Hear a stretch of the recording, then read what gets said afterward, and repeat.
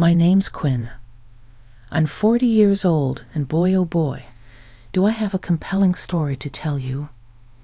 It was supposed to be a joyful day, a family gathering to celebrate our wedding anniversary. To celebrate, Oliver, my husband, and I decided to invite some family members to our home. Oliver and I were meant to spend some time at a spa getting ready for the festivities, whilst our friends and family set up our home to look spectacular for the momentous occasion. It was a quaint and cute idea, but unfortunately, my mother-in-law didn't think so. You see, my relationship with my mother-in-law was quite sour despite my best efforts to live amicably and peacefully with her. She was determined to insult and disparage me. Our relationship was basically a battlefield, with Hannah always relentlessly attacking my character and my worth. Unfortunately, this day, although it was a special occasion, was no exception to Hannah's deviousness. Once Oliver and I were done being pampered at the spa, we were ready to take on the day and enjoy ourselves with some family members in our lovely home. Of course, I was apprehensive of Hannah's potential antics, but I was hopeful that things would be better, at least on my anniversary. Right? Wrong? As Oliver and I walked into our home, I couldn't shake off this certain chill in the air. Something was definitely amiss.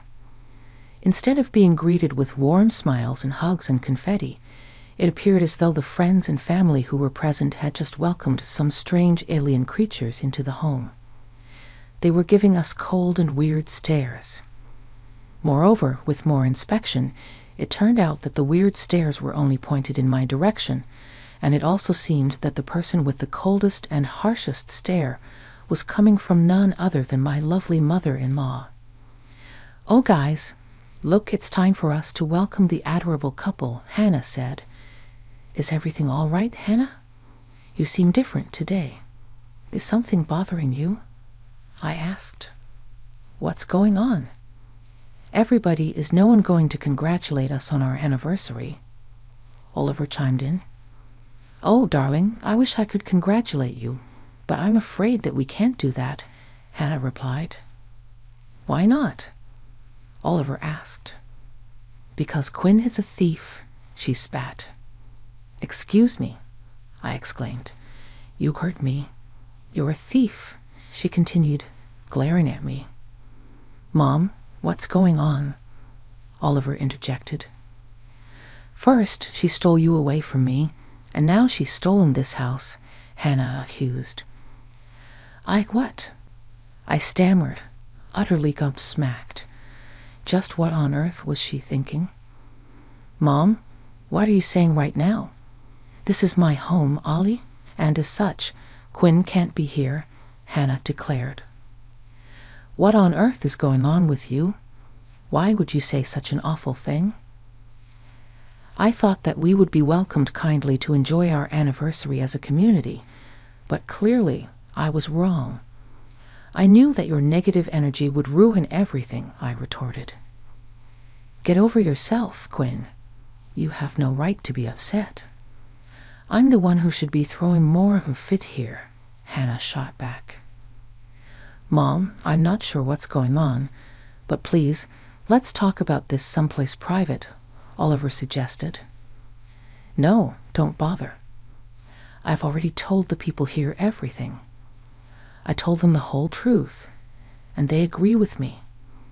They believe that this house is mine, just as you promised me, Ollie," Hannah declared. "What?" Oliver and I exclaimed simultaneously. I can explain all of this, Quinn." "Trust me," Oliver said, looking at me with a bewildered expression. "What is there to explain?" "This house is mine, and as such I need to impose some rules here." "Quinn, you are no longer welcome in my house," Hannah proclaimed. "What?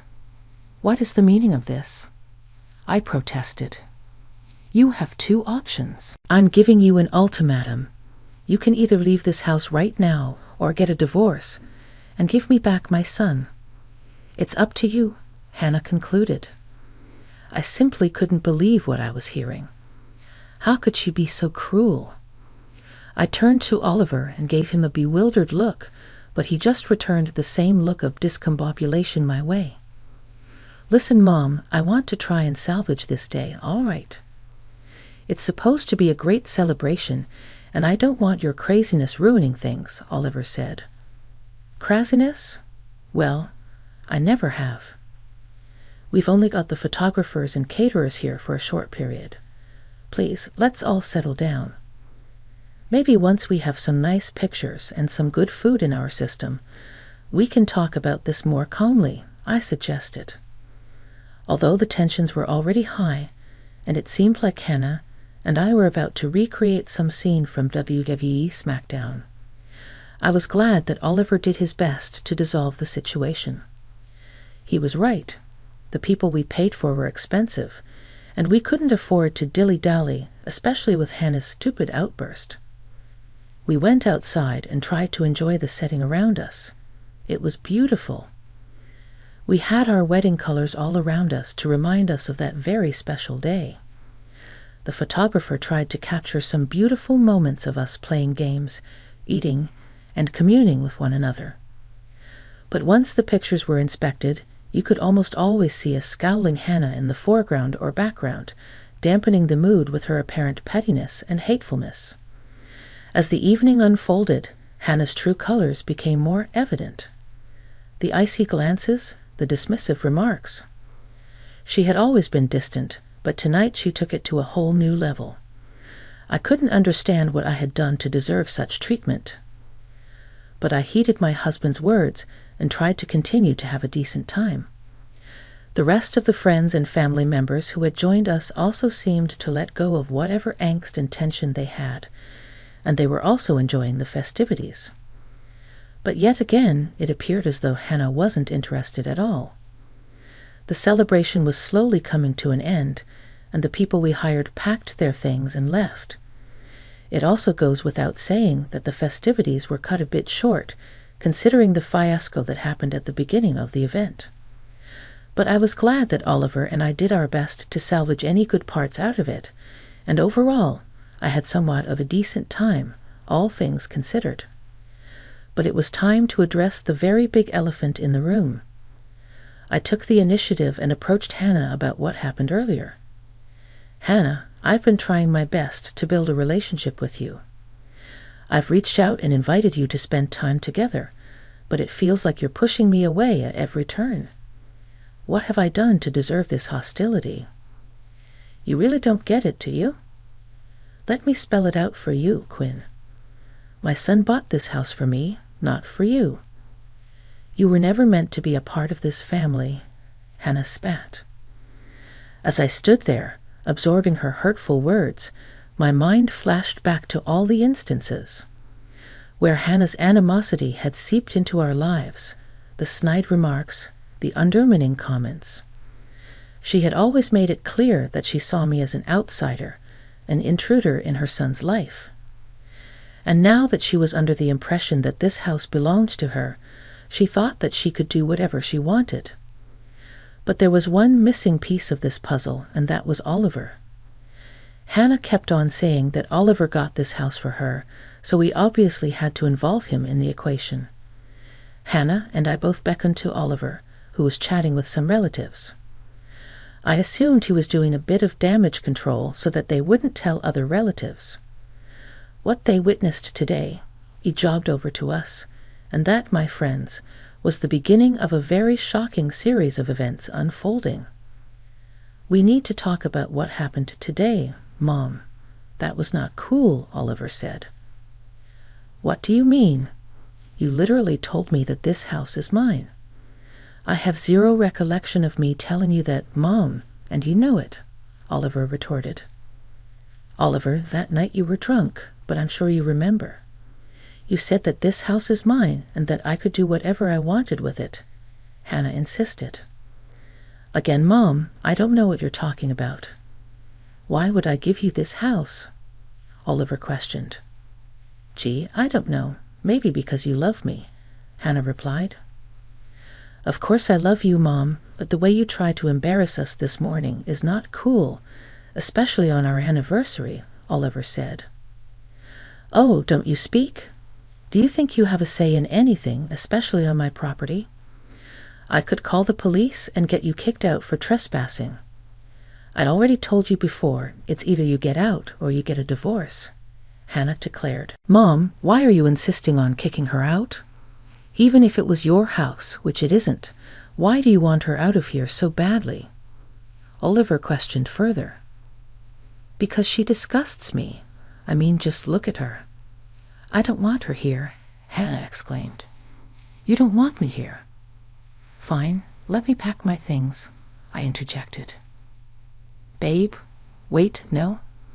Oliver began, but I cut him off. I'm sick of waiting. You're also to blame for this, Oliver. I don't know what your mother is talking about, but it seems like you had a heavy hand to play in her acting so entitled like this. And what's worse, you've been complicit in the abuse I've received from her, and you've done nothing about it, I accused. What do you mean?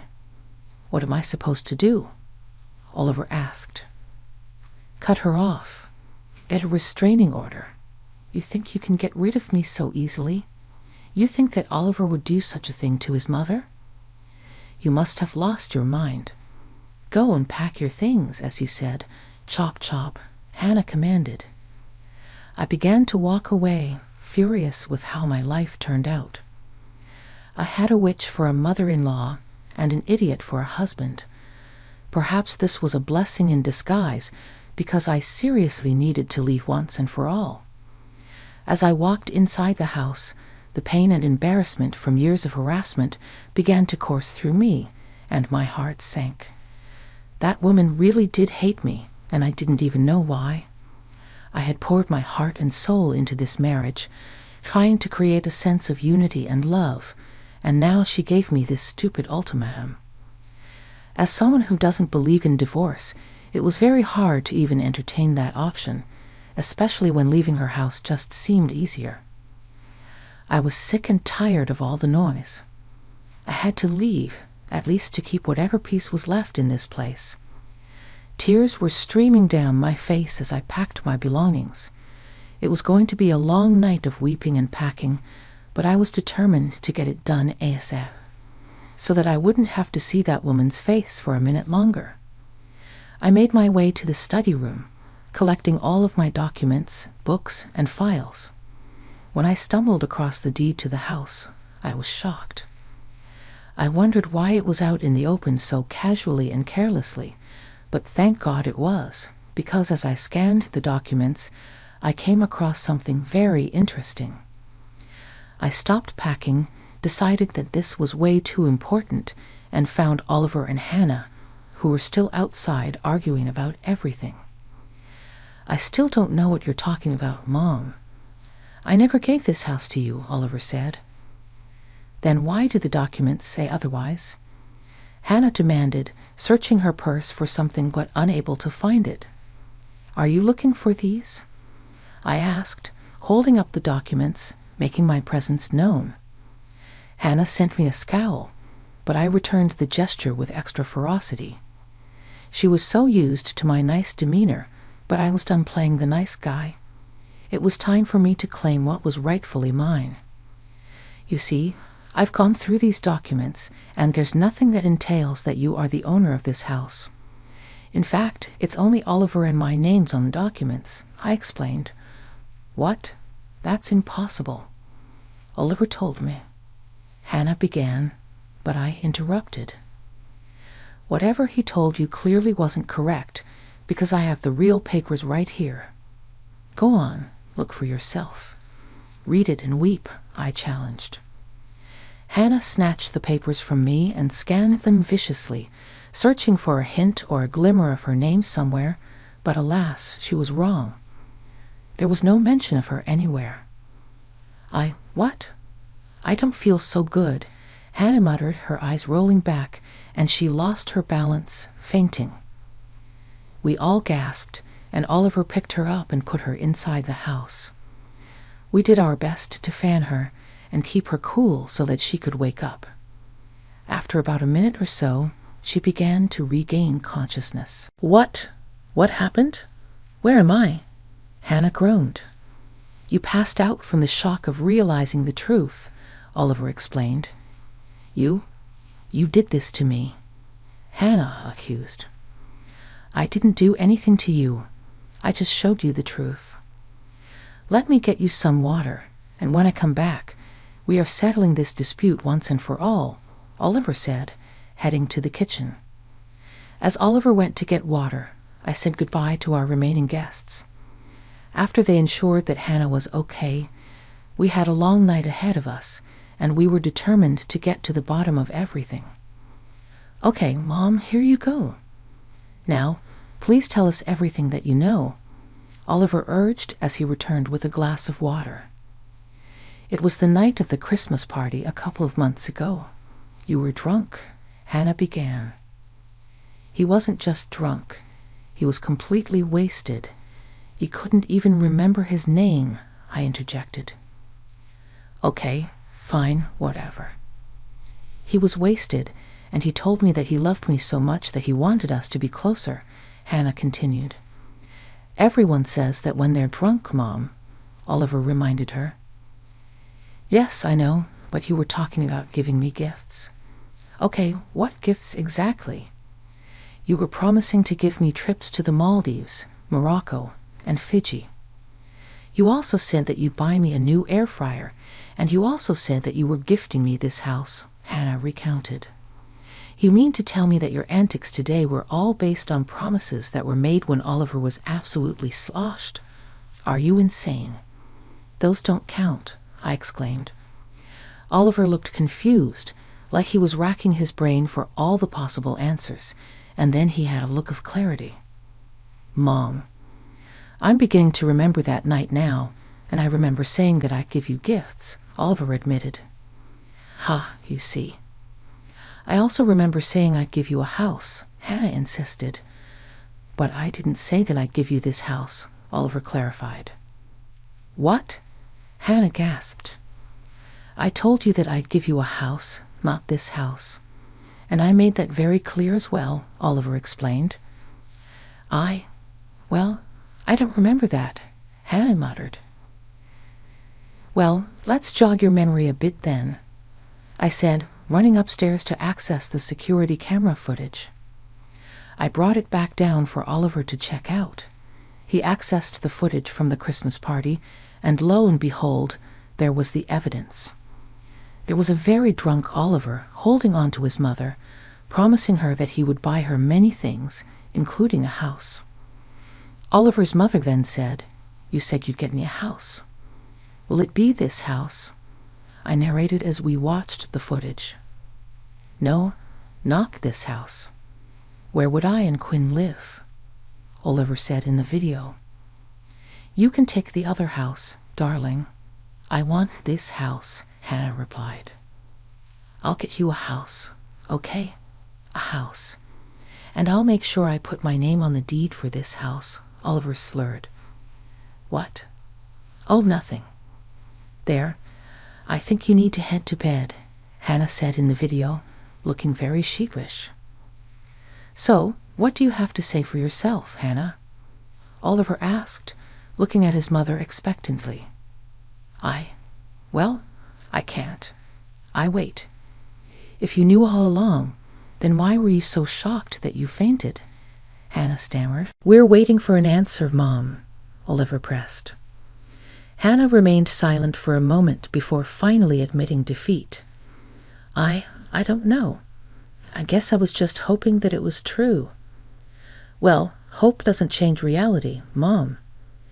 And the reality is, this house belongs to Oliver and Quinn, Oliver stated firmly. Hannah sighed, realizing that she had lost this battle. I'm sorry. I got carried away. It's okay, Mom. Just please, from now on, let's try to communicate better and not make assumptions, Oliver said, offering his mother a reassuring smile. Hannah nodded, looking chastened. Yes, you're right. I'll try to do better. And with that, the dispute was settled, and peace was restored in the household. We all hugged it out, relieved that the truth had finally come to light. It was a long and exhausting night, but in the end, it brought us closer together as a family. Was that all part of your plan to garner sympathy and attention? You weren't even fast enough. How could you let your mother fall to the floor? Unbelievable. I've had enough of your antics, Mom. You've taken this way too far. You think that it's okay to toy and manipulate people like that?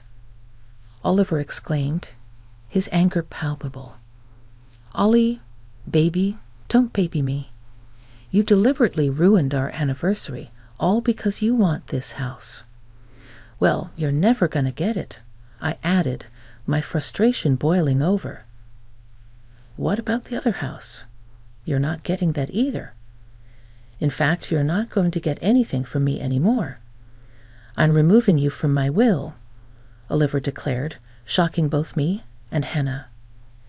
Hannah and I both gasped in unison.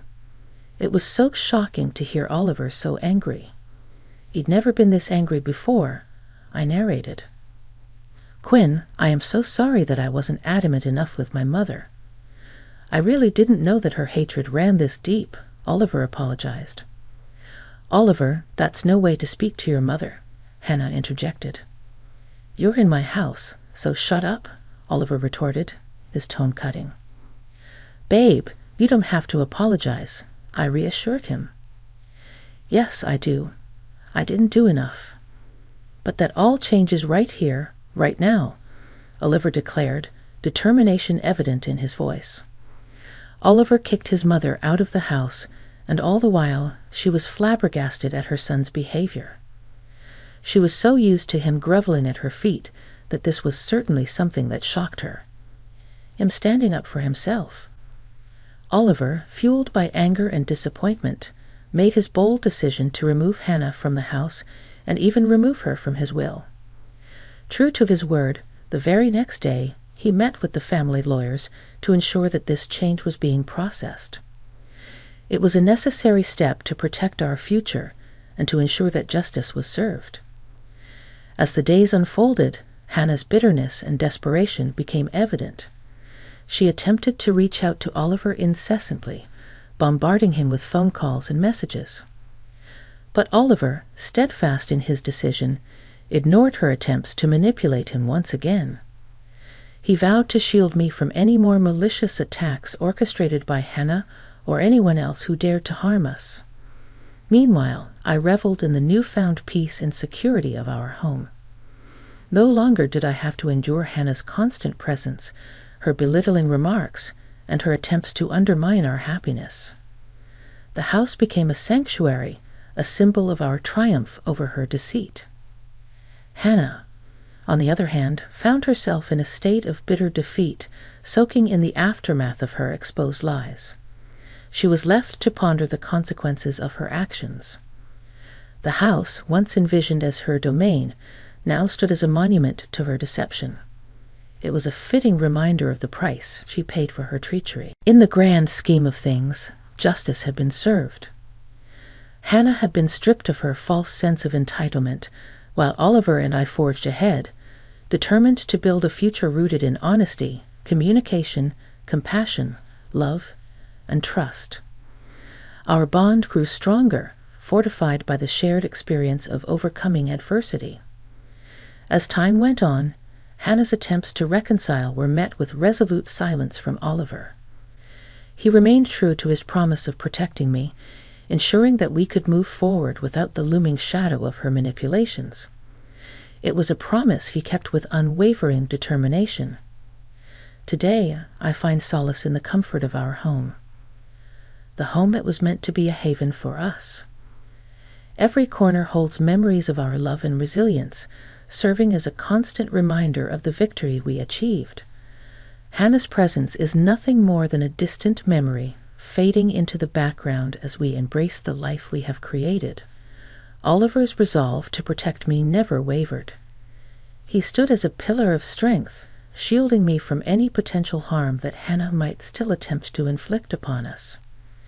He made it clear to her, and to anyone who dared to question our unity, that we were a united front, a force to be reckoned with. As the days turned into weeks and the weeks into months, Hannah's attempts to reconcile with us diminished. She slowly realized that her deceit and ill intentions had driven an irreparable wedge between us.